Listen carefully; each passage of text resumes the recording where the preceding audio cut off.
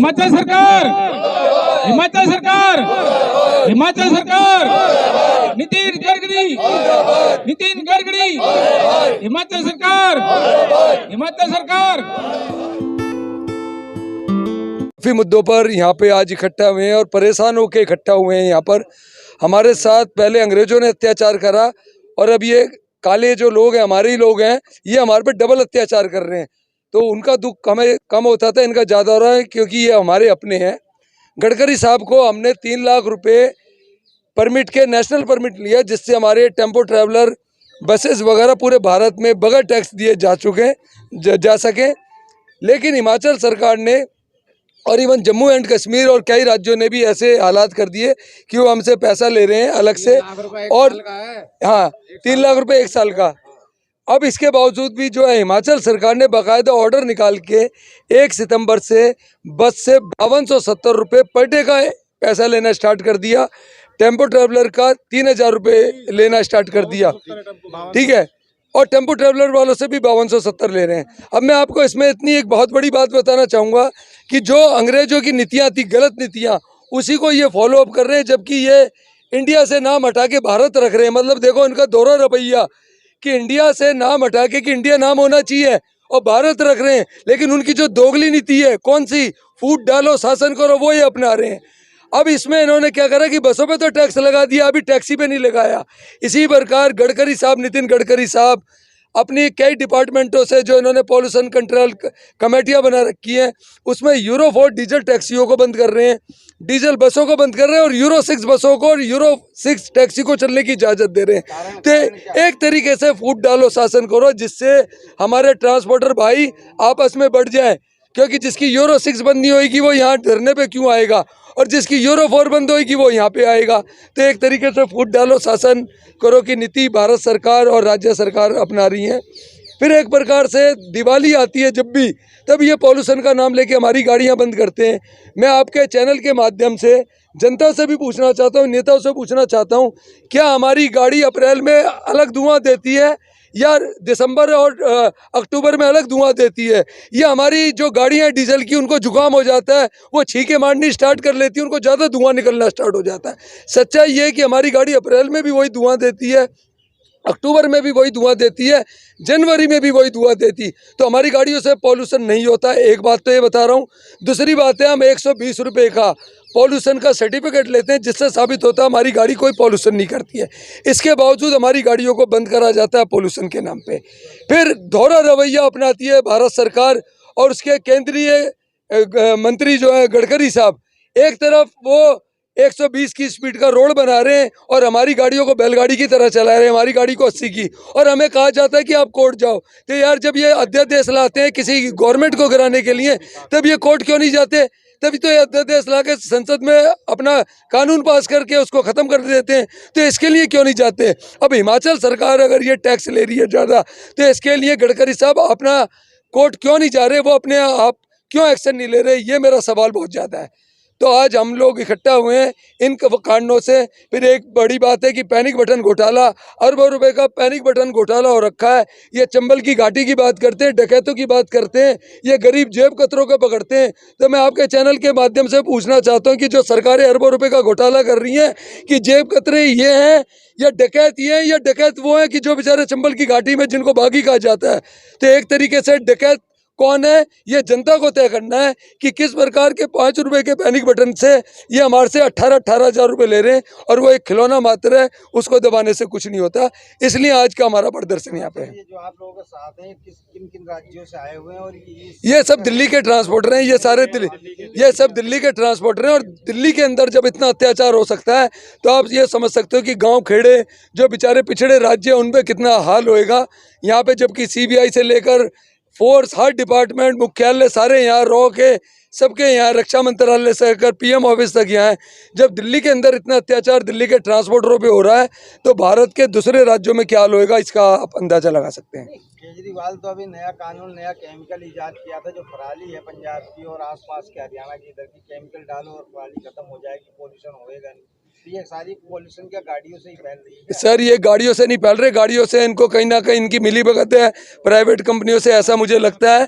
कहीं ना कहीं इनको फायदा मिल रहा है, कहीं ना कहीं ये यूरो 4 निकाल के यूरो 6 निकाल रहे हैं गाड़ियां, वो इलेक्ट्रिक बसों को बढ़ावा देने के लिए। मैं बताना चाहता हूं कि कल तमिलनाडु में एक बस में आग लग गई इलेक्ट्रिक में, तो मैं जनता को भी ये मैसेज देना चाहता हूँ कि भैया इलेक्ट्रिक बसों में बैठने से पहले सोच लेना, कहीं तुम्हारा कफन वही ना बन जाए, कहीं तुम्हारी बॉडी जलने के लिए कोई तुम्हारे घर वाले भी पहचाने नहीं इलेक्ट्रिक बस की। ये मैं बता रहा हूँ, डीजल गाड़ी में इतनी आगे नहीं लगती है, आपको बता रहा हूँ, डीजल इतना इन्फ्लेमेबल नहीं होता जितनी इलेक्ट्रिक गाड़ी हो रही है।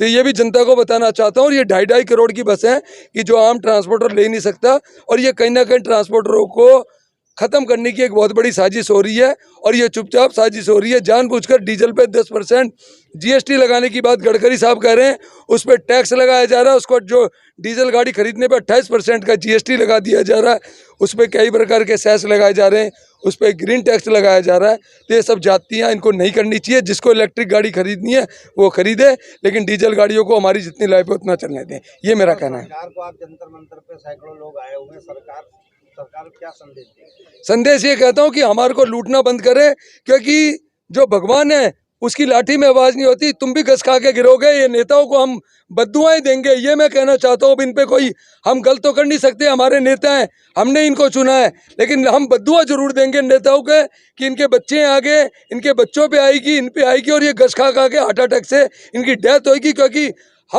हम कुछ इनका नहीं कर पाएंगे, लेकिन भगवान इनको सुनेगा। ये पैसा कमा रहे हैं, दुनिया को लूट के खसोट के, गरीबों पे अत्याचार करके। 2 साल से हम कोरोना से पीड़ित थे, लाखों रुपए जीएसटी के नाम पे, लाखों रुपए जीएसटी के नाम पे लिया, टैक्सों के नाम पे लिया।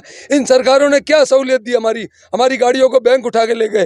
तो एक प्रकार से ये अंग्रेजों से भी बदतर सरकार है। और मैं कहता हूँ कि अगर अंग्रेज ही होते तो कम से कम उनसे लड़ भिड़ तो लेते, उन पर डंडे चला लेते। इनमें तो डंडा भी नहीं उठा सकते, क्योंकि तो उल्टा डंडा खाकी वर्दी से हमारे पे लगवा देंगे।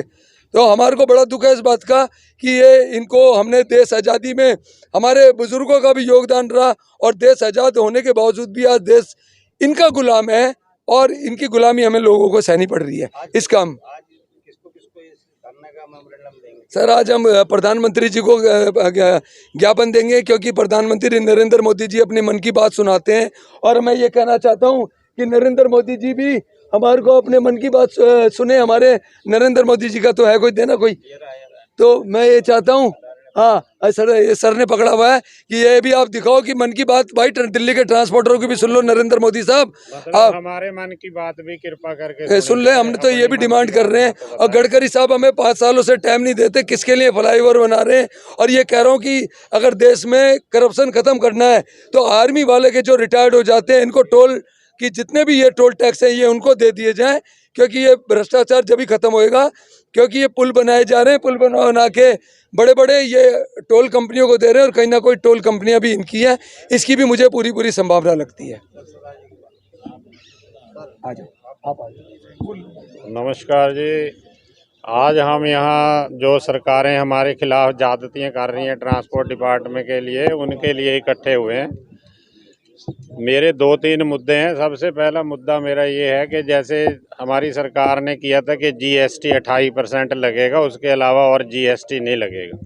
आप जब कोई ट्रांसपोर्टर जब गाड़ी खरीदता है, आज की डेट में हो सकता है आप भाइयों को भी ना पता हो, जीएसटी 28%, उसके अलावा कंपनसेशन सेस 22%, 28 और 22 50, उसके अलावा 1% लगता है ग्रीन टैक्स, उसके अलावा 1% एक और टैक्स है, 52% टैक्स।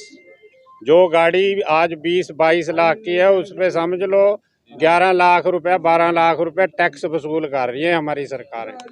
और जब ये जीएसटी लगने से पहले कोई भी जो ट्रांसपोर्टर होता था टूरिस्ट को बढ़ावा देने के लिए, तो उनको जो जीएसटी से पहले जो लगता था, क्या था उसको बोलते, वो सर्विस टैक्स जो लगता था, उसमें हमें रिफंड मिलता था। गाड़ी पास कराने के बाद उस पर रिफंड मिलता था। अब इन्होंने बड़ी चालाकी से क्या किया कि इन्होंने जीएसटी को 2 पार्ट में बांट दिया। जो ट्रांसपोर्टर पे जीएसटी लगती है उसके 2 सिस्टम बना दिए, 5% और 12%। इन्होंने बोला जो 5% है उसको इनपुट क्रेडिट नहीं मिलेगा, जो 12% वाला उसको इनपुट क्रेडिट मिलेगा।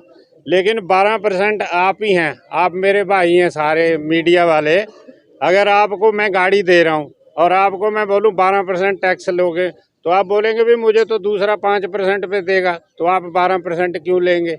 तो इसलिए अभी 95% 95 नहीं 99% लोग 5% लेने के लिए मजबूर हैं, क्योंकि उनको इनपुट क्रेडिट नहीं मिल रहा। सरकार ने जानबूझ के इनपुट क्रेडिट ना देना पड़े इसलिए उसको 2 पार्ट में बांट दिया, 12% 5%। उन्होंने बोल दिया जो 12% चार्ज करेगा उसको इनपुट क्रेडिट मिलेगा, जो 5% करेगा उसको नहीं मिलेगा। तो अभी किसी भी ट्रांसपोर्टर को इनपुट क्रेडिट का जो बेनिफिट है नहीं मिल रहा। इसलिए मैं सरकार से कहना चाहता हूं कि जो जीएसटी का मामला आपका बेशक 12 रखो, 5 रखो, 2 रखो, 10 रखो, 1 ही रखो। दूसरा जो अभी जीएसटी 28% लगा दिया गाड़ियों पे, जब गाड़ी खरीदते हैं आप उस पे 22% कंपनसेशन सेस क्या है, यानी कि गाड़ी जो है उस पे आप गाड़ी की वैल्यू से ज़्यादा टैक्स वसूल कर रहे हैं। इससे ज़्यादा तो मेरा ख्याल वर्ल्ड में कहीं